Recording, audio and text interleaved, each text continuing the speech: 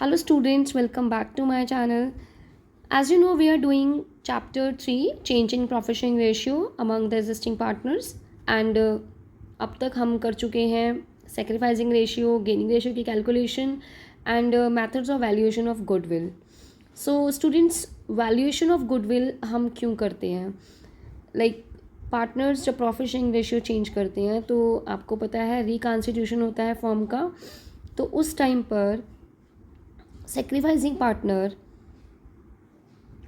अगर change in profit sharing ratio हो रहा है तो एक पार्टनर या तो सेक्रीफाइस कर रहा है और अगर एक टाइम पर एक पार्टनर सेक्रीफाइस कर रहा है तो एक गेन कर रहा होगा। अगर दो हैं तो ज़्यादा भी पार्टनर्स हैं जो पार्टनर सेक्रीफाइस करते हैं और जो पार्टनर्स गेन करते हैं। तो इसका क्या मतलब होता है? इसका मतलब होता है कि sacrificing partner is selling his share of profit to the gaining partner, कि सेक्रीफाइसिंग पार्टनर अपने प्रॉफिट का शेयर गेनिंग पार्टनर को सेल करता है। तो उसके लिए गेनिंग पार्टनर उसको कंपनसेट करेगा और वो कंपनसेशन जो उसको मिलेगा वो गुडविल में से उसकी प्रोपोर्शन, जितना शेयर वो सेक्रीफाइस करता है उतने शेयर उसको उसी प्रोपोर्शन में गुडविल में से उसी प्रोपोर्शन में उसको अमाउंट मिलता है, राइट। तो this is let's take an example in this DK Gold book. We have an example. Suppose there are two partner X and Y partners and their profit sharing ratio 4/5 ratio 1/5.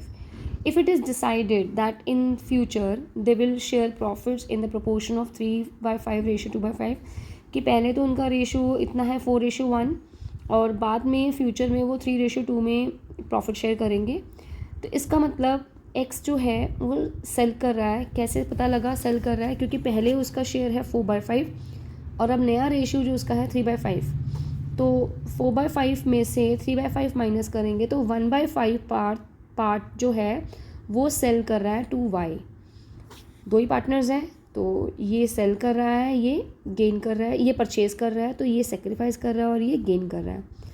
तो if the profits of the firm are 1 lakh per annum, तो x हर साल का अब 20,000 loose कर रहा है, मतलब 1/5 loose कर रहा है, और वाई 20,000 यानी कि 1/5 पार्ट गेन कर रहा है। तो this must be compensated by Y. अब वाई इसको कंपनसेट करेगा उसको एक्स को उतना अमाउंट देकर जितना वो पार्ट शेयर, जितना 1/5 उसका शेयर जो वो सेक्रीफाइस कर रहा है। तो 1/5 we will not take 20,000, we will take 1/5। अब वो किस में से निकालेंगे? उसमें से हम गुडविल में से निकालेंगे।